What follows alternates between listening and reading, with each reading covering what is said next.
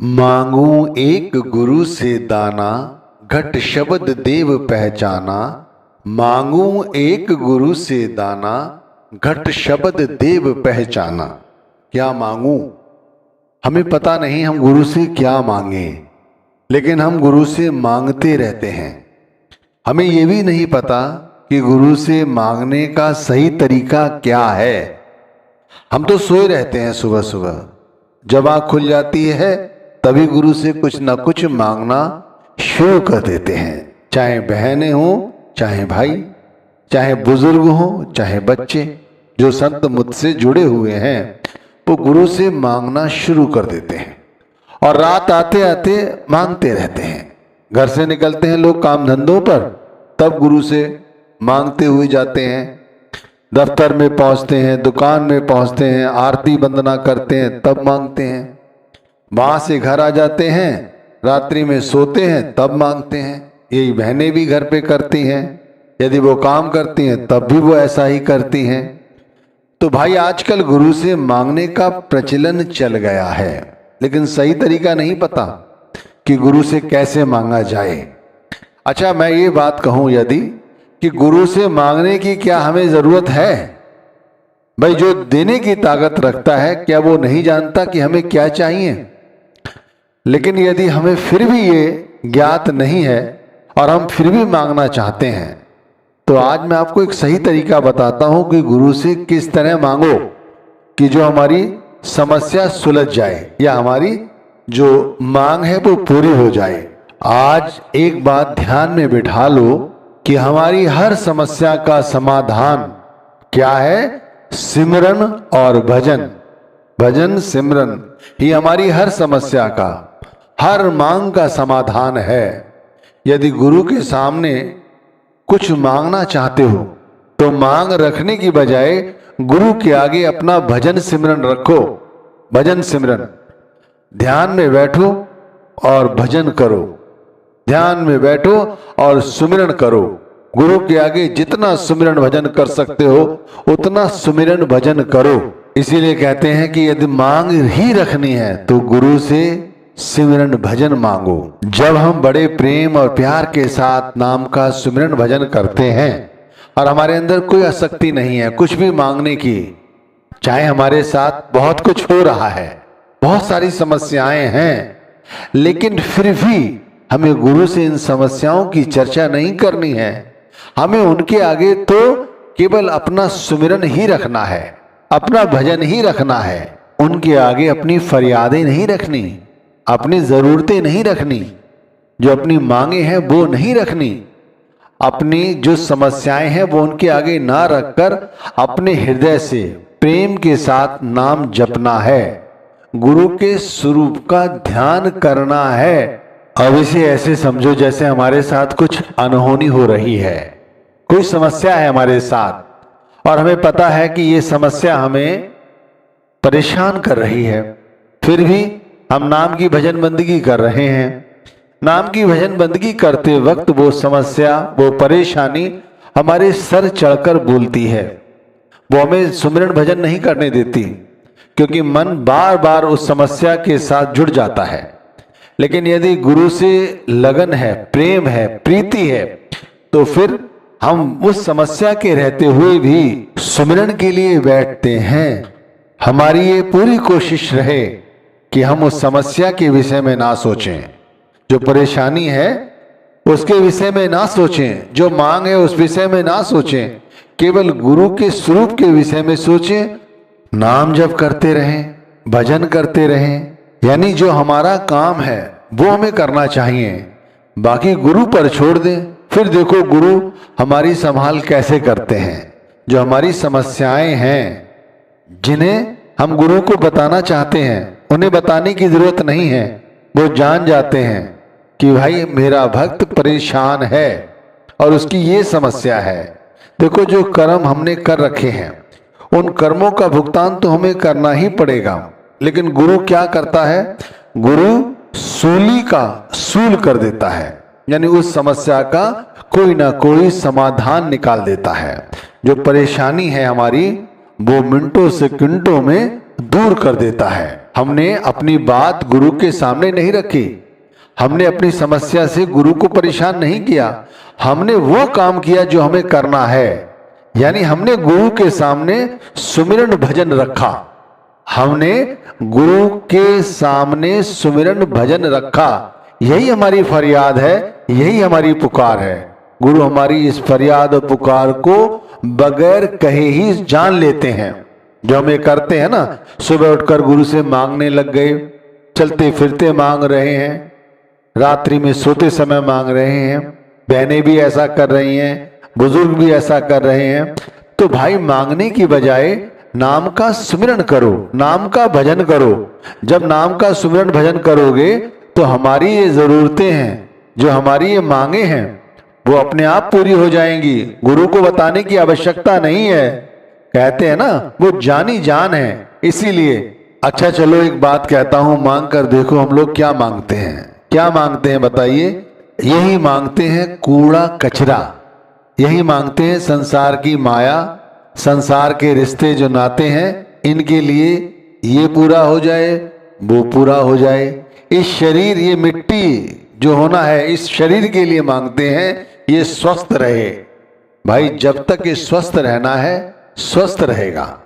यदि गुरु और संत मत के हिसाब से चलोगे तो ये हमेशा स्वस्थ रहेगा, कभी भी कोई परेशानी नहीं आएगी। लेकिन हमारा मन जो है वो भ्रमों में फंसा रहता है। इसीलिए ये मांगो कि मेरा जो मन है वो भ्रमों में ना फंसे। मन साथ सदा भर माना, कर कृपा कर्म छोड़ाना। ऐसी कृपा करो मेरे गुरु कि मेरा मन भ्रमित ना हो इस संसार की माया में, इस संसार की आसक्ति में। चाहे समस्या कितनी ही जटिल क्यों ना हो, लेकिन यदि सच्चे हृदय से गुरु के सामने हम सुमिरन भजन रखते हैं तो हमारी सभी समस्याओं का समाधान हो जाता है। भाई अनुभव है, अपनी समस्याओं से ऊपर उठकर जब हम सुमिरन भजन करते हैं तब देखो गुरु हमें कितना प्रेम करते हैं। समझे आप? घर परिवार से ऊपर उठकर देखो, परमात्मा ने हमें अपनी भक्ति के लिए यहाँ भेजा था, और संसार जो बनाया है, संसार की जो माया उसने रची है, वो उसने इसलिए रची कि भाई हम यहाँ रहते हुए भी उस परमात्मा का ध्यान करें। लेकिन हमने तो उसकी माया को ही सच समझ लिया। जो उसने सच में जो बनाया था हमने वो नहीं समझा, हमने उसकी माया को सच समझ लिया और हम इस माया को छोड़ना नहीं चाहते। इसीलिए देख लो, हमें गुरु ने नाम दान दिया है और हमें चेता भी रहे हैं, लेकिन फिर भी गुरु से क्या मांगते हैं? माया ही मांगते हैं। माया के इस रूप को कोई विरला ही जान पाया है, जो गुरुमुख बन गया है, जिसने गुरु भक्ति कर ली, जो हर वक्त गुरु नाम के साथ जुड़ा रहता है, वो माया को जानता है। और नहीं तो क्या होता है, हम लोग इनके पीछे उनके पीछे जो भक्ति दिखाई देती है उस भक्ति के पीछे बाहर ही बाहर भटकते रहते हैं। माया छाया एक सी, विरला जाने कोई, भक्ता के पाछे फिरे, सन्मुख भागे सोए। संसार की माया केवल गुरु भक्ति द्वारा ही दूर होती है। जैसे जैसे नाम जपोगे भाई, वैसे वैसे नाम के साथ प्रीति बढ़ती जाएगी। जैसे जैसे नाम के साथ प्रीति बढ़ेगी, वैसे वैसे नाम के प्रति विश्वास बढ़ता है, गुरु का अंदर स्वरूप बसता चला जाता है। जैसे जैसे गुरु का स्वरूप अंदर बसता है, वैसे वैसे हृदय से जो माया है वो दूर होती है। एक बार अंदर ज्ञान का दीपक जल जाए, यानी गुरु भक्ति प्रकट हो जाए, ये माया मिनटों से गिनटों में हमसे दूर हो जाती है। आंधी आई ज्ञान की, ढई भरम की भीत, माया टाटी उड़ गई, लगी नाम से प्रीत। जैसे जैसे अंदर हम भजन सिमरन करते रहते हैं, वैसे वैसे अंदर ज्ञान प्रकट होता है, भक्ति प्रकट होती है। जब ज्ञान और भक्ति अंदर प्रकट होती है तब इस संसार की हकीकत समझ आती है कि यहाँ कोई अपना नहीं है, यहाँ सभी बेगाने हैं, केवल नाम ही अपना है, नाम भक्ति ही अपनी है। तो भाई गुरु से क्या मांगते हो? ये मांगते हो कूड़ा करकट, जो हमारे किसी काम का नहीं है। ये हाट हवेली, ये दुकान, ये घर, ये सब यहीं रह जाना है, ये शरीर तक यहीं छूट जाना है, ये हम सभी जानते हैं। फिर भी हम गुरु से इन्हीं के लिए सब कुछ मांगते हैं, और देखो 2400 घंटे मांगते हैं। कभी अनुभव किया है कि गुरु के कानों में कितना शोर होता होगा। हर व्यक्ति जब कुछ ना कुछ मांग ही रहा है तो उन मांगों का शोर उन्हें परेशान कर देता होगा। अब एक तरफ वो हैं जो लोग मांग रहे हैं, और एक तरफ वे हैं जो मांग नहीं रहे हैं, जो गुरु ने बताया है वो कर रहे हैं, यानी भजन सिमरन कर रहे हैं। देखो, भजन सिमरन करने से हमारी बात गुरु के कानों तक पहुंचती है, यानी हमारा सिमरन भजन ही काफी है सभी समस्याओं के समाधान के लिए। हमारा प्रारब्ध भी ये सिमरन भजन ही सही कर देता है। हम अपने प्रारब्ध को अपने हिसाब से ठीक नहीं कर सकते, वो तो होकर रहेगा, लेकिन हम अपना नजरिया बदल सकते हैं। देखो, उसके प्रति गलत नजरिया रखने की बजाय ये सोचा जाए कि जो कुछ हो रहा है वो सही है, परमात्मा की रजा से हो रहा है। तो परमात्मा की रजा में अपनी रजा को राजी रखना ही सबसे बड़ी भक्ति है। इससे क्या है, हमें संतोष रहता है, हमें सब्र रहता है, हमारी जो आस्था है, विश्वास है गुरु भक्ति के प्रति, वो बनी रहती है, वो अस्थिर नहीं होती, वो स्थिर रहती है। नाम की भजन बंदगी करने से हमारा मन जो है वो निर्मल रहता है, पवित्र रहता है, खुश रहता है। सारा दिन परमात्मा की याद बनी रहे। तो आप खुद विचार करो कि हमारा मन कैसा बना रहेगा। ये कोई पढ़ी पढ़ाई बात थोड़ी है, आप खुद इसका अनुभव करो। जैसे हम सारा दिन जो कुछ सोचते हैं, फिर हमारे अंदर उसी के प्रति आसक्ति बढ़ती जाती है। इसी तरह जब हम नाम के बारे में सोचें, यानी कि नाम का सुमिरन करें, तो फिर हमारी आसक्ति परमात्मा की नाम के प्रति बढ़ेगी या नहीं बढ़ेगी? बढ़ेगी। ये आसक्ति हमारे काम आएगी, हमारे काम आएगी, हमारे अंत वेले हमारा हिसाब किताब देने में सहायक बनेगी। लेकिन वैसी और जो आसक्तियां हैं जो संसार की, वो हमें नीचे की ओर लाती हैं। सिमरन भजन की आसक्ति यानी हमारी सूरत को ऊपर की ओर ले जाती है। जब हमारी सूरत ऊपर की ओर चढ़ती है, तब वहाँ के जो नाद हैं, वहाँ के जो संगीत हैं, वो हमें सुनाई देते हैं। और हमारा जो मन है, वो जो कर्म निषेध है जिनके प्रति, वो जागरूक रहता है।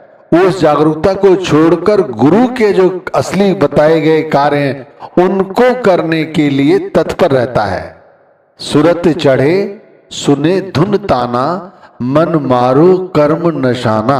आपने कहा है कि जैसे जैसे सूरत ऊपर चढ़ती है, वैसे वैसे जो ताने हैं संगीत की, धुन की, वो हमें सुनाई देती हैं।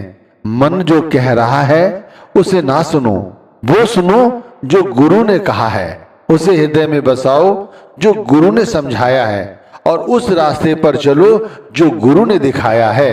भाई, जो ऐसा करेगा उसकी कभी कोई हानि नहीं कर सकता।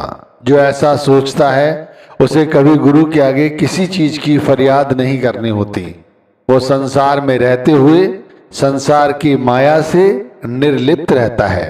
घर परिवार में रहेगा, घर परिवार की जरूरतों को भी पूरी करता रहेगा, लेकिन घर परिवार के दुखों से, सुखों से बचा रहेगा, यानी आसक्तियों से बचा रहेगा और गुरु का ध्यान करता रहेगा।